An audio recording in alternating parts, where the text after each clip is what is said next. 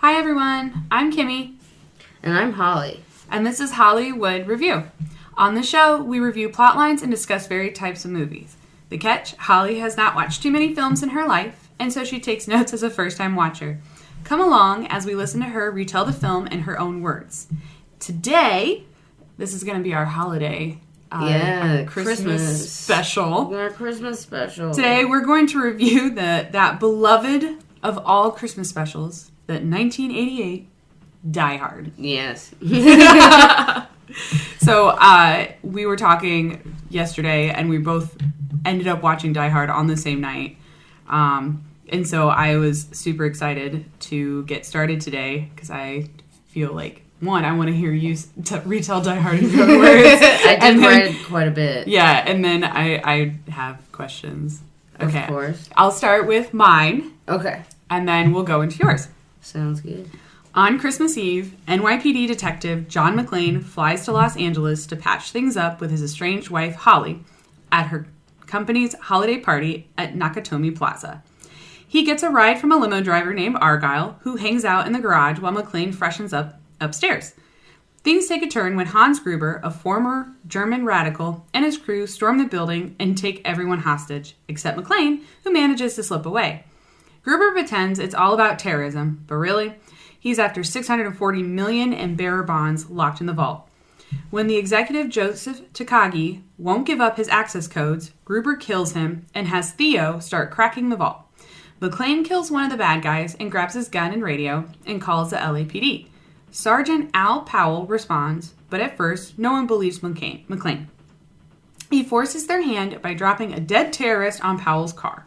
Chaos follows. SWAT tries to storm the building. McClane blows up part of it with C4, and the body count rises. Meanwhile, Holly's coworker Ellis tries to play hero and negotiate with Gruber, but that ends badly. McClane and Gruber cross paths. Gruber pretends to be a hostage, but McClane isn't fooled for long. Outside, the FBI takes over, cutting the power, which actually helps Gruber open the vault. His plan? Blow the roof, kill the hostages, and fake the team's deaths. McClane figures it out, fights Carl, who wants revenge for his brother, and barely survives. Gruber learns McClane is Holly's husband thanks to a news report, so he keeps her close. McClane drives the hostages off of the roof just before it explodes, taking out the FBI helicopters. Down in the garage, Argyle knocks out Theo and smashes through the gate in the limo. In the final showdown, McClane faces Gruber and his last henchman. With a gun taped to his back, he kills them both. Gruber falls out of the window, clinging to Holly's watch, but McClane unclasps it and sends Gruber to his death. Outside, Carl makes one last move, but gets shot by Powell. Holly decks the reporter who exposed her kids, and she and McClane ride off with Argyle in the limo. I never caught that his name was Argyle. Really? No. I mean, immediately I was like, oh, that's a name. Argyle's name. I had no idea. I just called him Limo Guy the entire time. I'm good with that. Argyle's quite a name to give to a person. All right, Holly? Okay, so I took a bunch of notes. The secret to air travel is to ball up your feet into little fists and rub them on the carpet. That was the first thing I wrote down because he apparently needed to know that on the airplane from that guy. Smoking inside airport, carrying kids' toy. Cokie Bizman hits on tired girl boss. What's this girl boss do? She has a live-in maid. Cop gets picked up in limo from airport. He picks to ride in the front and smokes inside of the limo. He's a New York cop. He needs you to know that. The rest of the time, I just call him Detective Stabler because I feel like that's kind of how he's acting. True. So, Detective Stabler's in California now. They have a touch screen to find Girl Boss, even though it's like 1983 or whatever year this movie is from. Fancy Girl Boss works at her work has a Christmas party, and Detective Stabler just has to go to his wife's party. Because he seems really bothered. Yes. To have to, like, she's your wife with your kids at her bajillion-dollar job. Right. At a Christmas party where she's getting a Rolex later. Exactly. And he's like, I can't believe you're making me come here and care about what you do. God. Fair. Yeah. Girl boss gets Rolex work prize, and Detective Stabler asks for a place to wash up for an excuse to take his shirt off. Side note, Detective Stabler can't just show up clean from the airport. He's gotta take a sink bath for this fancy work party. Like, it's the fanciest party that this guy's probably ever been to. And he's like, well, I guess I can, like, put a towel on my armpits in your office bathroom to get ready for this. That just shows you the, juxtaposition between the two. Yeah. Opposites. Like, what it's like to be wife to husband like, in 1983. Like, this is average, right? This is normal. Yeah, it's we can relate. Totally fair. We can relate. Yeah. Guy shoots front desk guy. They are hacking into the mainframe type shit. Bunch of spies are breaking shit in the back. There's an angry German guy. Must be serious. Detective Stabler does rub his feet on the carpet like the airport guy told him to, and he goes, son of a bitch, about how good it works. Germans still breaking shit. This building is made of wires. Oh shit, Germans are at Girl Boss's work party showing up. First shot of Teddy in mad runaway scene. Detective Stabler now looking for spies. Spies looking for Japanese girl boss. Won't let him give it up, though. The Japanese boss they were looking for. And she's like, no, it's a secret. Don't tell them who you are. Which, wouldn't they, like, know what he looks like? Right, they would. I mean, they say all those creepy facts about him, like, right away. So they'd have to know what the guy looks like. Exactly, yeah, they do. They have to. Yeah. Weird Museum is in the fancy office, too. I was fascinated by how large the office is. And that, like, there's all those... There's a whole giant room of, like, models of stuff. Yeah. That this mystery company does. It was millions and millions of dollars. We're not super sure what they do. Yeah, I'm just like... just like in real life. Yeah, exactly. Yeah, okay, yeah. Just like in if real I went life. to Los Angeles and went into a business building like that, Yeah. It better look like that. It better look like that today. That would just be pretty more cool. high tech. All that gold wallpaper that's in the fancy bathroom. So gaudy. It's so ridiculous. Yeah. I was like, this is old. Angry Germans want Japanese guy's password to steal his money. Japanese guy shocked that rich people can also get robbed. He's just baffled that this would happen. Detective Stabler is still stablering around the entire office. Spy counts down and kills Japanese boss. He dies shocked that this could happen to him of all people. Bear and limo driver still living the dream in the parking lot, fully unaware of the inside Thunderdome going on. That's fair. That's a good point. Yeah. That's a real good point, Holly. Yeah. There's a lot going on inside in there. Like, whatever. Yeah, I Don't matter to me. literally... He's hanging out with that big stuffed animal. Which I thought... He's got 2 kids, right? Yeah. And he's gonna make him one bear. share a bear for Christmas that he's already secondhand smoked all up so it stinks. Yep. And he left it with Argyle. Yeah. Also unwrapped. Correct. Different time. The bar for men in the 80s was unbelievably low. And then did you see how high the bar was for the woman? Yeah. She gotta be able to make a Rolex at Christmas. Yeah. To be, like, successful. And have her hair fully sculpted in this whole, like, helmet Did you notice thing. it didn't move? No, no, that's why I called it a helmet. It's sculpted. It is made, it's one piece. It goes on and it comes off. Okay, back to the movie, the important stuff. Spies smoking and holding guns, doing computer work. They don't they know they could do computer work for a job and probably make more money and not have to do at least gun crime?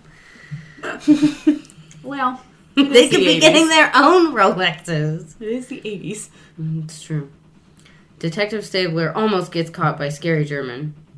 Detective Stabler holds up German guy who could give a shit. Detective Stabler still has no shoes, but he has killed one German bad guy. Detective Stabler MacGyvers his way out of this giant elevator shaft. Elevator opens to dead German with blood on his shirt that says, "I have a machine gun now, ho ho ho," on it for Christmas spirit. Detective Stabler is making his list and checking it twice. I did write another little note in here, though, that I just feel like Christmas movies have to be happy, though. This is all good. way We'll too get there. murdery for it to be Christmas. We'll get to it. Girl boss brags to Cokie business guy that her man is in the walls. Detective Stabler orders pizza over 911 walkie-talkie radio. 911 operator baffled that she has to do work at work. Because it's literally 911. They're not doing anything. And a guy calls with an emergency and she's like, "This is for emergencies only. Don't call here." Like, see, this is where you call. This is, yes. Yes. It's an emergency, but okay. Yeah. Different cop has a snack and has to start working at work. Longs for an office job where doing coke is just work. Fair. These vents are huge. How big is this office? Detective Stabler uses gun to climb down elevator, which is also giant. Now Detective Stabler is crawling in the vents. Blood is all over the carpet in the world's largest office, just like in a real giant office for a mystery company with a lot of money at it. Boy receptionist sucks at his job. Fabio number 4 over Detective Stabler. Shooting happened and other cop can't hear it in front of the office because it's the world's biggest office. Mm-hmm. Yeah, he's at the front of the office. There's like full machine gun fire. Nothing. They can't tell. Yeah, they're nothing. like, I don't know. And I'm a cop. I've never heard that sound. I can't just pick out gunfire. I can't hear these noises. Not also that he was traumatized by the sound of gunfire, but that's okay. Other cop missed his snack. Dead guy falls on other cop's car, but don't worry, the limo guy is still chilling with Smokey the Bear. Smokey the Bear. Smokey the Secondhand Smoke Bear. That's what I called him. Smokey the Secondhand Smoke Bear. That's a good name for him. Nothing bad can happen to limo guy. Detective Stabler is pilfering through the pockets of German guy, fucking around with the walkie-talkie. The news is on! Everybody shut up! Nerds still breaking shit in the basement. How are they even going to ask of this, or how are they even going to get this money out of the safe? Are they gonna like send wheelbarrows down the elevators? Because like it's like an obscene amount of money that they're saying is in there. I don't know how they're physically gonna carry it out of there. I don't know if he thought of that. He thought of everything, apparently. He thought of everything except the news is here, everyone. Shut up. Every time there's a news, every time there's a news, everybody shut up. The news is on. Well, because it's the 80s. This would have been, like, breaking for the news to show up. That was, like... That'd be like if TikTok was on now. Girl boss is laying some demands out. Girl boss is playing it real cool and not married. Limo guy has news... has the news fucking up his day. Damn it, he almost made it through this whole movie just vibing with Secondhand Smoke Bear. You're like, oh god, no. I don't want you to get hurt. Yeah, not you. You don't deserve this. Detective Stabler has had 3 cigarettes. The office has damn near a drawbridge because those big ridiculous gates come through like the windows. The limo runs away in the parking garage. Oh man, I could have been calling him Smokey and the Bandit for limo guy, and not the bear. Dang it. Smokey and the Bandit. Mm-hmm. Crunch Bar product placement. Wow. I was wondering if you were going to call that out. I was wondering. They really stick out to me. Every time I see it, honestly, I go, oh, that's probably what I paid for this movie. Right? You're like, okay. Mystery solved. Regular cops fuck up right away. Cops try and ram tank into the giant office. Which, what were they going to do with that? They're like, okay, we just bust the door open on the bottom. They're in, like, the middle of this skyscraper. What were they going to... I don't know. And then just climb that tank up the stairs? Gruber doesn't monologue all his plans, so we never know. Gruber, comment below with what your plan was. Detective Stabler makes a fuck it bomb. Giant office gets bomb sent down elevator shaft for dramatic fireball scene. Bomb down elevator shaft somehow doesn't burn the giant building down, though. Cokey business guy thinks it's just one last sales pitch away from getting out of here. He can just schmooze his way. Oh, yeah, I wrote down that he said the Habibs also. Yes. The Cokey businessman says Habibs in talking to the... I don't know. Are they supposed to all be German people?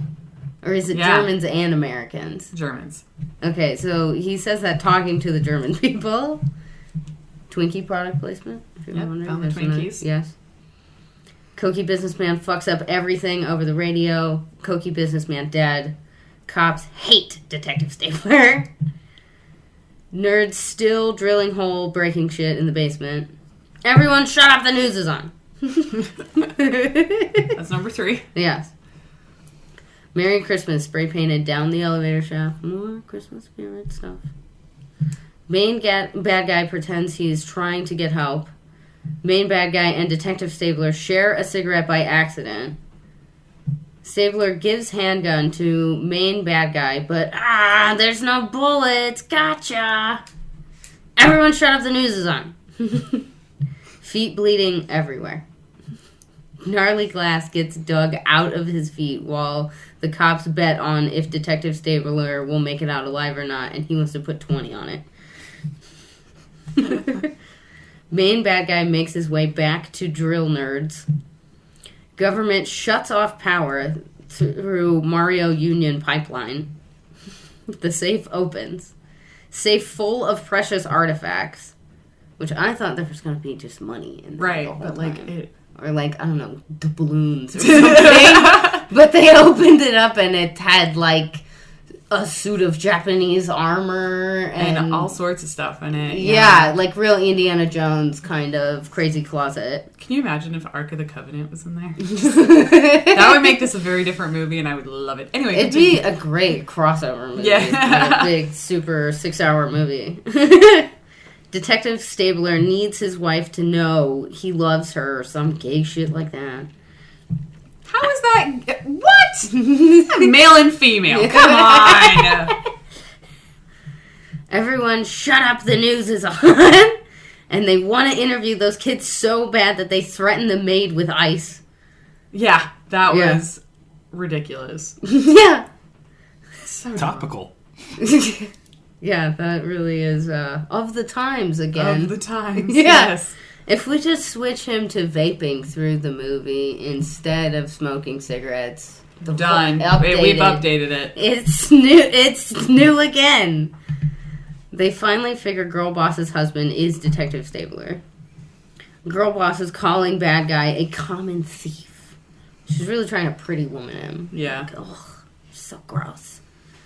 Detective with fuck-up cops shoot at Detective Stabler from the helicopter. Mm-hmm. Stabler ties himself to world's biggest office with a fire hose for more gross bloody feet action. Why is there a fire hose on their roof?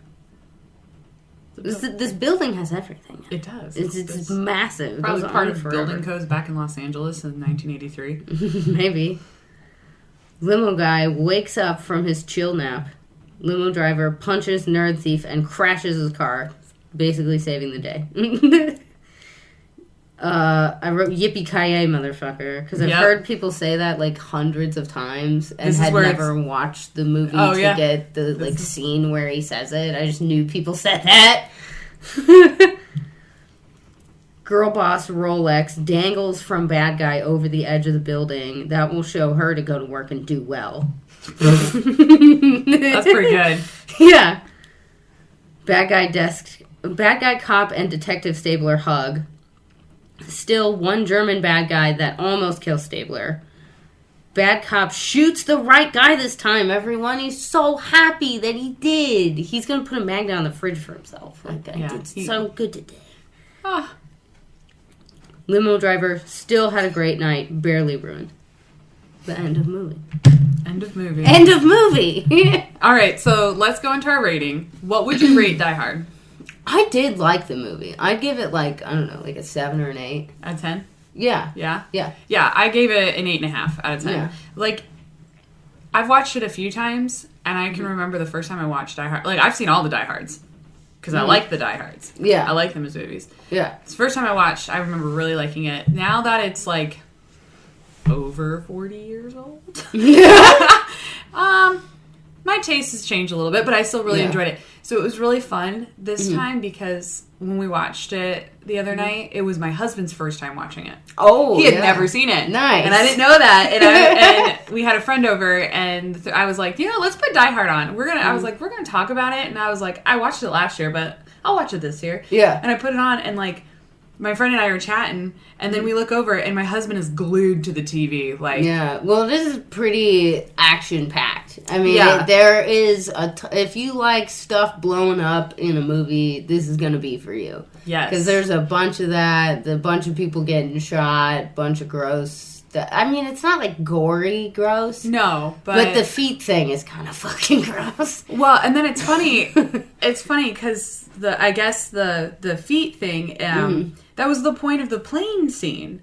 The guy showing him so how he to could be still have his shoes off for this song. So that... Well, he tries to steal that German guy's shoes, and he's like, "These don't fit. It's the only German guy with smaller feet than mine." Yeah.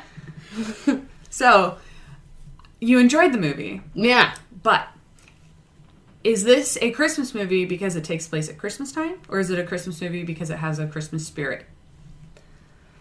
Man, to me personally, I feel like it is not a Christmas movie because it's too much action and getting shot for you to like, oh, Santa Claus or whatever. Sure. And they have kids in the movie, but they do not show them really at all. They don't like make a Christmas memory with them. They could have done that at the very end where they go home and like hugged kids and got presents or something, and that would have made it way more Christmassy. Well, how many Hallmark movies have children in it that are Christmas movies? I don't know. It's usually the girlfriend going away to the big city, or coming home from the big city. Yeah, the big city is somewhere in there. Yeah. So that's kind of like my point, which is why I feel like this is a Christmas movie because the Christmas spirit, in a weird way, is there. Yeah. Because he's home for the holiday. He's trying to reconnect with his wife. They do bring up a lot of this stuff. Right. And a friend of mine, so this is not my first, trying to explain why it's a Christmas movie, but I was so bad at it. And then basically my friend was like, just tell people, do you think Home Alone is a Christmas movie? Yes. This is Home Alone, adult version. That definitely makes sense. Yes. Yeah. So I may be flopping. Did we convince Holly this is a Christmas movie? Maybe.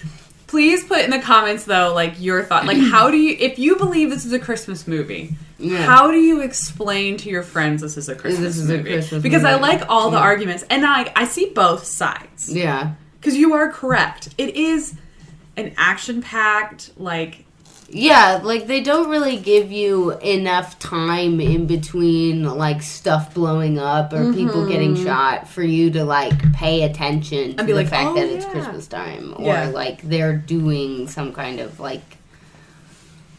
the ghost of Christmas past, moral or whatever. Right, exactly, yeah. The moral is get bad guys.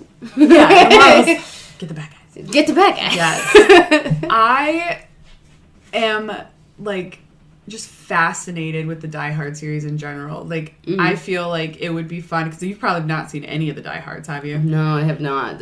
We should do, like, a Die Hard a season, because... Yeah. My favorite, and this is controversy, you guys tell me below if you agree with me or not, most of you are not, but my favorite is, like, is it the Live Free Die Hard? Isn't that is my favorite of the Die Hards. And, but maybe we'll do a Die Hard a season, because they're good movies. Yeah. Like, if you like this one, yeah, you'd like the others. Okay. But that would be really fun. I realized we did not discuss what our next movie is going to be. And it'll be the first one of the new year. Yeah, we have not discussed our new movie. So if you have any suggestions, let us know. Should it be a New Year's movie? Like a New Year's Eve movie? Oh. Are there movies that are like New Year's movies? I mean, there's movies where they, like, have the ball countdown in the plot of it. True. We can watch the claymation Rudolph and Happy New Year.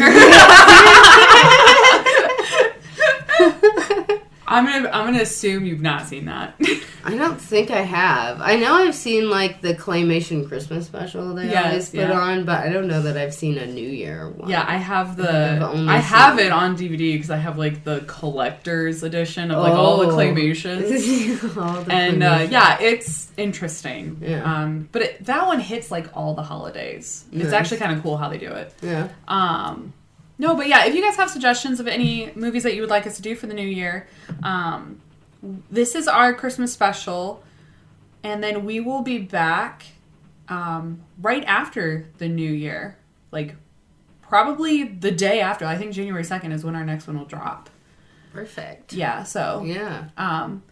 So when everyone's, like, really hungover, you can just turn this on, and if you fall asleep, it doesn't matter. You can just let it loop all day long. Right, whatever you need. That would work great for us. Yeah. Do you have any other thoughts or anything on Die Hard you want to discuss? I feel like you've hit a lot. I mean, it's a super 80s movie. It is. Like, the if you like the aesthetic of 1980, this movie's for you, for sure. Yeah. Yeah. Yeah, I also think we should start, like, I know we rate them, but we should also pick out, like, the best character, because, like, we did Waffle Bot last time. Yeah. Argyle was my fave. He's the best. Yeah, he's your fun little side piece that everyone wants to pay attention to. Yeah. And, like, like, you always are, when you play, like, Dungeons & Dragons, or, like, when you're playing a game or whatever, and there's always, like, that one character you're like, nothing bad can happen to you. Yeah, not that guy. Yeah, yes. I will protect you. Yes. Like, that's the character we should pick out every movie. Yeah. Who are we protecting? Yeah. Argyle. Of course. Well, thank you everybody for listening and joining in. Please don't forget to like, comment, subscribe, and hit the bell. That way you'll be notified when our next episode drops. And again, in the comments, let us know if you have any suggestions. Let us know if you believe Die Hard is a Christmas movie or not. Yeah, weigh in. Yes, and we hope that you guys have an amazing Christmas and happy holidays. Happy holidays. Bye, everybody. Bye.